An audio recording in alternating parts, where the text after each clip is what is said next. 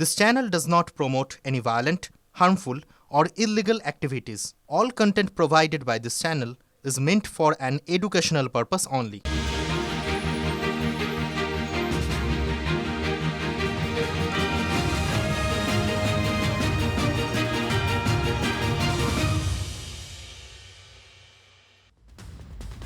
নমস্কার, ঠোঁটকাটা রাজা চট্টোপাধ্যায় আপনাদের প্রত্যেককে স্বাগত জানাচ্ছে। সুপ্রিম কোর্টে আরও একবার মুখ পুড়ল রাজ্য সরকারের, মানে পশ্চিমবঙ্গ সরকারের। এসআইআরে রাজ্য সরকারের ভূমিকা যে মোটেই ইতিবাচক নয়, তা আরও একবার পরিষ্কার স্পষ্ট হয়ে গেল দেশের শীর্ষ আদালতে। দেশের শীর্ষ আদালতের কড়া পর্যবেক্ষণ, দেশের প্রধান বিচারপতির কড়া পর্যবেক্ষণ, কড়া নির্দেশও দিয়েছে সুপ্রিম কোর্ট। একে একে দেখাবো আপনাদের।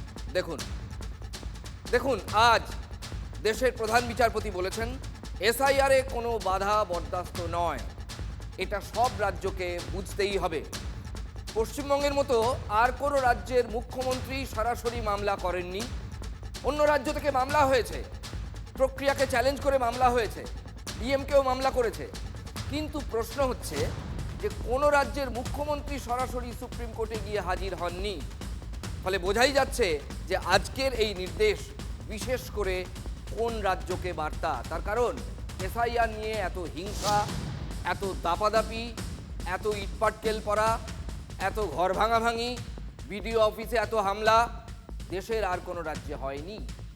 বোঝাই যাচ্ছে যে এই নির্দেশের এই যে পয়েন্টটা, এটা মূলত কোন রাজ্যের জন্য, সেটা পশ্চিমবঙ্গের জন্য।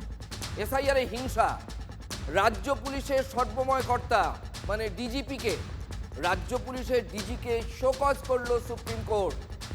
ভেবে দেখুন, সদ্য কয়েকদিন আগে তিনি রাজ্য পুলিশের ডিজির দায়িত্ব নিয়েছেন, পীযূষ পাণ্ডে আইপিএস, তিনি শোকজ খেয়ে গেলেন। রাজ্য পুলিশের ডিজিকে ব্যক্তিগতভাবে হলফনামা দেওয়ার নির্দেশ দিয়েছে দেশের সর্বোচ্চ আদালত। এসআইআরের একেবারে শেষ বেলায় নির্বাচন কমিশনকে অফিসার দেওয়া নিয়ে অসন্তুষ্ট সুপ্রিম কোর্ট। তার মানে রাজ্য একেবারে শেষ বেলায় এসে অফিসার দিচ্ছে। সেই জন্য সুপ্রিম কোর্ট কিন্তু আজকে একটা মন্তব্য করেছেন প্রধান বিচারপতি, দুর্ভাগ্যজনক পরিস্থিতি। রাজ্য সরকারের দায়িত্ব জ্ঞান নিয়ে প্রশ্ন তুলেছেন দেশের প্রধান বিচারপতি। আগে অফিসার দিলে, এই 4 তারিখ 5 তারিখ নাগাদ যদি অফিসার দেওয়া হতো, তাহলে এত সমস্যা, এত জটিলতা, এই স্ক্রুটিনি নিয়ে, এই শুনানিতে ডাকাডাকি নিয়ে এত সমস্যা হতো না, মন্তব্য করেছেন স্বয়ং দেশের প্রধান বিচারপতি। একেবারে শেষ বেলায় নতুন অফিসার নেওয়ায় নথি যাচাইয়ের সময়সীমা 7 দিন বাড়ালো সুপ্রিম কোর্ট। তার কারণ যারা এখন দায়িত্ব নিলেন তারা ট্রেনিং নেবেন, আগে ব্যাপারটা তো বুঝে নিতে হবে। হাজারে হাজারে অফিসার, তারা তো ব্যাপারটা আগে বুঝে নেবেন, তারপরে তারা বুঝে নিয়ে ওই প্রশিক্ষণের মধ্যে দিয়ে গিয়ে তারপর তারা স্ক্রুটিনি করবেন। ফলে সময় লাগলো, 1 সপ্তাহ পিছিয়ে গেল পুরো প্রক্রিয়াটা।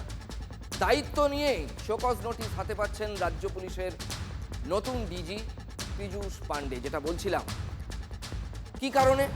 কারণ এসআইআর পর্বে হিংসা নিয়ে আগেই দীর্ঘ হলফনামা পেশ করেছিল জাতীয় নির্বাচন কমিশন। রাজ্য প্রশাসনের বিরুদ্ধে, রাজ্যের মুখ্যমন্ত্রীর বিরুদ্ধে একেবারে নাম করে অভিযোগ ছিল কমিশনের এই হলফনামায়। আপনাদের আমরা একাধিক দিন দেখিয়েছি এই মামলার সঙ্গে সম্পৃক্ত পুরোটাই। আপনারা তো দেখেইছেন যে কি হয়েছে।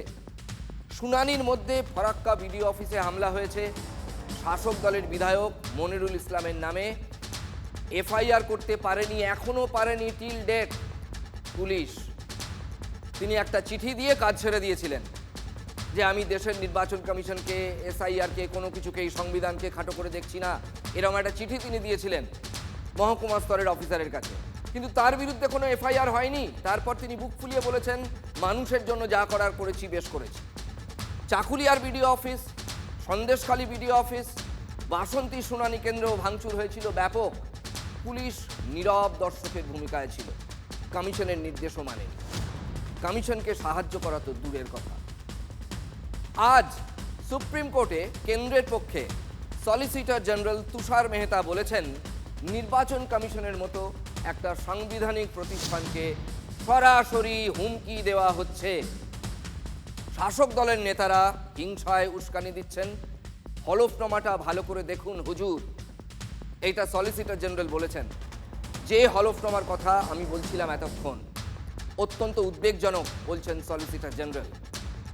সওয়াল জবাব পড়বে।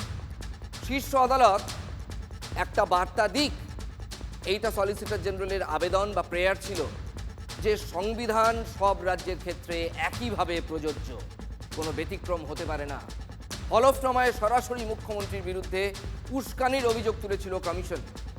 আজ সেই হলফনামার কথাই সলিসিটর জেনারেল তুলে ধরেছেন, বলেছেন পরিস্থিতি অত্যন্ত উদ্বেগজনক। নির্বাচন কমিশন ঠিক কী লিখেছিল একবার স্মরণ করিয়ে দিই, কারণ এটা প্রাসঙ্গিক। দেখুন,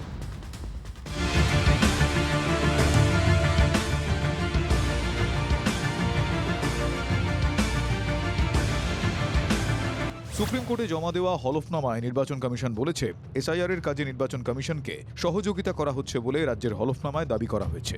কিন্তু বাস্তবে সহযোগিতার আশ্বাসের ঠিক উল্টো পথে হেঁটে মাননীয় মুখ্যমন্ত্রী একের পর এক জনসভায় ধারাবাহিকভাবে উস্কানিমূলক বক্তৃতা দিয়েছেন। এর ফলে ভোটার তালিকা সংশোধনের সঙ্গে যুক্ত নির্বাচনী আধিকারিকদের মধ্যে আতঙ্কের পরিবেশ তৈরি হয়েছে। মাননীয় মুখ্যমন্ত্রী 14 জানুয়ারি সাংবাদিক বৈঠক করে ভয় দেখিয়েছেন, এসআইআর প্রক্রিয়া নিয়ে বিভ্রান্তিকর এবং ভুল তথ্য প্রচার করেছেন। যেখানে মুখ্যমন্ত্রী প্রকাশ্যে নির্বাচনের কাজের সঙ্গে যুক্ত কর্মীদের নিশানা করে হুমকি দিয়েছেন, তিনি ভোটারদের মধ্যে আতঙ্কের জন্ম দিতে চেয়েছেন। মুখ্যমন্ত্রী তাঁর বক্তৃতায় একজন মাইক্রো অবজারভারকে জনসমক্ষে আলাদাভাবে নিশানা করে তাঁকে অবাঞ্ছিত চাপ এবং আতঙ্কের মুখে ঠেলে দিয়েছেন। এই আদালতকেই সহযোগিতার আশ্বাস দিয়েছিল রাজ্য সরকার। মুখ্যমন্ত্রীর এই ধরনের কাজ সেই আশ্বাসকেই খর্ব করেছে। এত কিছু ঘটে গেল, তাও পুলিশ নীরব দর্শক।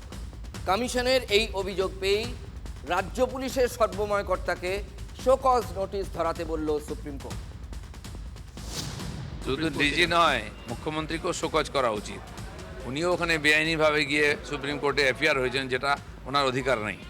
যে ওই একটা কমপ্লেন করেছে যে ইলেকশন কমিশন যে রাজ্য সরকার একটা কেসে এফআইআর করতে চেয়ে নির্দেশ দিয়েছিল, কেন হয়নি সেটা ডিজিপিকে তার অ্যাফিডেভিট এক্সপ্লেন করতে বলেছে।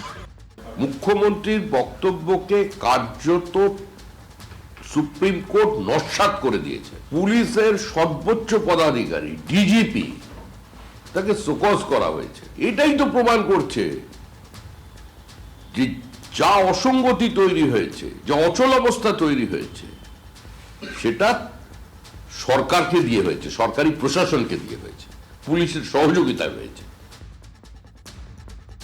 গত 4 ফেব্রুয়ারি সুপ্রিম কোর্টে সশরীরে হাজির ছিলেন আমাদের রাজ্যের মুখ্যমন্ত্রী মমতা বন্দ্যোপাধ্যায়।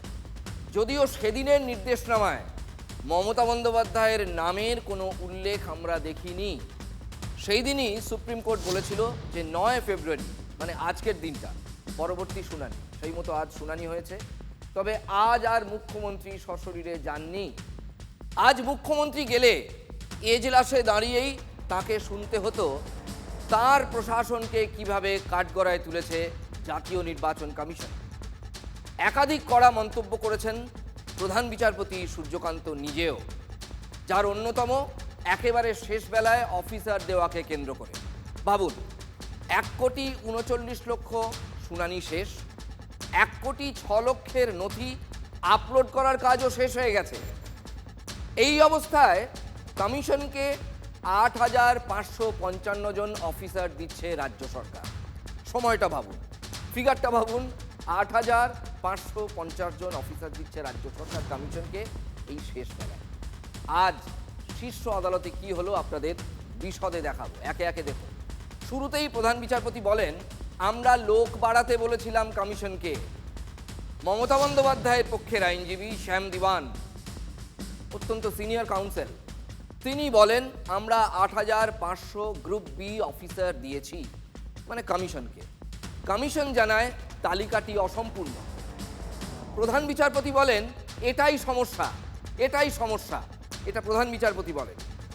অফিসারের পুরো নাম, পদ, কোথায় কর্মরত, তার ডেজিগনেশন, সমস্ত তথ্য দিতে হবে, না হলে কমিশন কিভাবে যোগাযোগ করবে। প্রধান বিচারপতির আরও মন্তব্য, আমরা এই বিষয় নিয়ে কোনো বিতর্ক চাই না, বিতর্ক হলে আমাদের মুখ্য সচিবকে নির্দেশ দিতে হবে।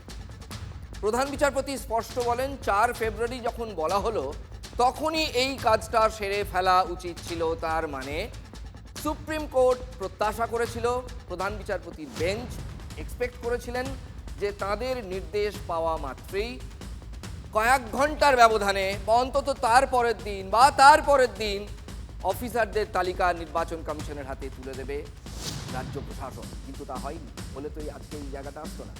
অর্থাৎ রাজ্য সরকারের ভূমিকা যে ঢিলে ঢালা, ইংরেজিতে বলা হয় ডিলি ড্যালিং, সেটাই যেন চোখে আঙুল দিয়ে দেখিয়ে দিলেন প্রধান বিচারপতি। মমতা বন্দ্যোপাধ্যায়ের আইনজীবীও মেনে নেন রাজ্যের একটু সময় লেগেছে। প্রধান বিচারপতি বলেন এই ৮৫০০ অফিসার আগে দিলে সমস্যা হতো না।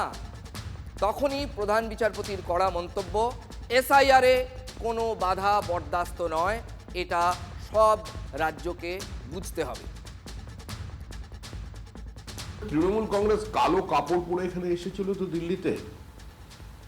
সুপ্রিম কোর্ট আজকে কালো কাপড়ের ওপরে সম্পূর্ণ সাদা রং করে দিয়েছে। উনি চেষ্টা করেছেন 2024-এর লোকসভা ভোটে যে ত্রুটিযুক্ত ভোটার তালিকা তাকে সামনে রেখে নির্বাচনে যেতে। সেই উদ্দেশ্য তার এখন সফল হয়নি বলে আমার মনে হয়েছে। ভারতবর্ষের সংবিধান সব রাজ্যের জন্য প্রযোজ্য, পশ্চিমবঙ্গ আলাদা কোনো রাষ্ট্র নয়। সুপ্রিম কোর্টের এই রায়কে স্বাগত জানাচ্ছি। মানুষ যে হয়রানির শিকার হয়েছেন তার জন্য দায়ী প্রশাসন, তৃণমূল কংগ্রেস, রাজ্য সরকার, সেটা আজকে সুপ্রিম কোর্টের রায়ে উঠে এসেছে। মাননীয় মমতা বন্দ্যোপাধ্যায় মানুষের অধিকার রক্ষার স্বার্থে যে পয়েন্টগুলিতে সুপ্রিম কোর্টের দৃষ্টি আকর্ষণ করেছিলেন, যেগুলির উত্তর নির্বাচন কমিশন দিতে পারছিল না বা দিতে চাইছিল না, সুপ্রিম কোর্ট মূলত সেই পয়েন্টগুলিকে মান্যতা দিয়েছে। দেখুন, এতক্ষণ তো একেবারে খবরগুলো দেখালাম যে আদালতের এজলাসে, শীর্ষ আদালতে আজকে কি কি হয়েছে। এবার দিনের শেষে আপনি খবর দেখতে বসেছেন, আপনি যদি ঠোটকাটাকে বলেন যে আজকের নির্যাসটা একটু বলুন, তাহলে ঠোটকাটা এটাই বলবে যে আমরা দেখলাম একটা বিরাট স্কুলের আঙিনায় এক কড়া হেডমাস্টার মশাই ধুতির কাছাটা ধরে গট গট করে, কড়া হেডমাস্টার, তিনি স্কুলের বাগান দিয়ে বা লন দিয়ে হেঁটে চলেছেন। তার কড়াকড়ি অনেক ছাত্র, অনেক অভিভাবক, অনেকেরই পছন্দ নয়, কিন্তু তার সামনে এসে কেউ দাঁড়াতে পারে না। তিনি এতটাই কড়া হেডমাস্টার মশাই। তার দিকে কেউ পাঁচিলের বাইরে থেকে ঢিল ছুটছে, কেউ আওয়াজ দিচ্ছে, কেউ বলছে বাইরে বেরোলে মাজা ভেঙে দেব। কিন্তু শেষ পর্যন্ত আমরা দেখলাম সেই হেডমাস্টার মশাই, এখানে রূপক অর্থে বলছি এসআইআর, এই স্যার, গট গট করে হাই স্কুলের আঙিনা দিয়ে হেঁটে চললেন। অনেক বাধা, অনেক বিপত্তি, তা সত্ত্বেও স্যার থামলো না, স্যার থামছে না। কেন এই কথাটা বললাম? তার কারণ স্যারকে আপাতত থামিয়ে দেওয়া হোক, এটাই ছিল বিরোধীদের মামলার মূল নির্যাস। সেটি কিন্তু হলো না।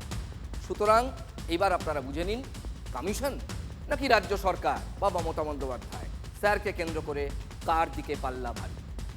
দেখুন, এসআইআর নিয়ে মামলা চলছে, শুনানির দিন আরও 7 দিন বাড়লো, প্রক্রিয়া 7 দিন বাড়লো, কিন্তু ভাববেন না যে তাই বলে নির্বাচন কমিশন শুধু এসআইআর নিয়ে ব্যস্ত।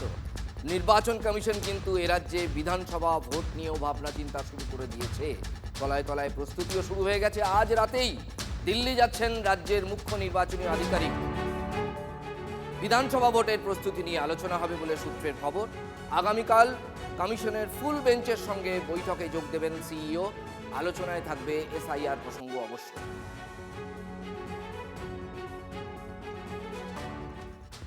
রাজনৈতিক দলগুলোও তলায় তলায় প্রস্তুতি সারতে শুরু করে দিয়েছে। ফেব্রুয়ারিতেই শেষ করতে হবে বুথ ভিত্তিক জনসংযোগ। দলের সব বিধায়ককে নির্দেশ দিল রাজ্য বিজেপি, অর্থাৎ পরিষদীয় দলকে নির্দেশ দেওয়া হয়েছে। পরীক্ষা চলাকালীন বিধায়কদের বুথ স্তরে জনসংযোগের পরামর্শ। প্রতিদিন 5টি করে বুথে সারতে হবে জনসংযোগ। চলতি মাসের 25 তারিখের মধ্যে শেষ করতে হবে সব কাজ, মানে জনসংযোগের কাজ। মন্দির দর্শন, কর্মীদের বাড়িতে খাওয়া দাওয়া, কেন্দ্রীয় প্রকল্পের সুবিধাগুলি প্রচার করতে নির্দেশ দেওয়া হয়েছে প্রত্যেক বিধায়ককে। ব্যারাকপুরে এক বৃদ্ধকে খুনে অভিযুক্ত কাউন্সিলরের পুলিশ হেফাজত। কাউন্সিলর রবীন ভট্টাচার্যকে 7 দিনের পুলিশ হেফাজতের নির্দেশ। তৃণমূল কাউন্সিলর রবীন ভট্টাচার্যের লাথিতে বৃদ্ধের মৃত্যুর অভিযোগ। বাড়ির পাশে বেআইনি নির্মাণের প্রতিবাদ করায় খুন হন 81 বছরের ওই বৃদ্ধ। অভিযুক্ত তৃণমূল কাউন্সিলরের ফাঁসির দাবিতে বিটি রোড অবরোধ করে বিক্ষোভ দেখায় বিজেপি।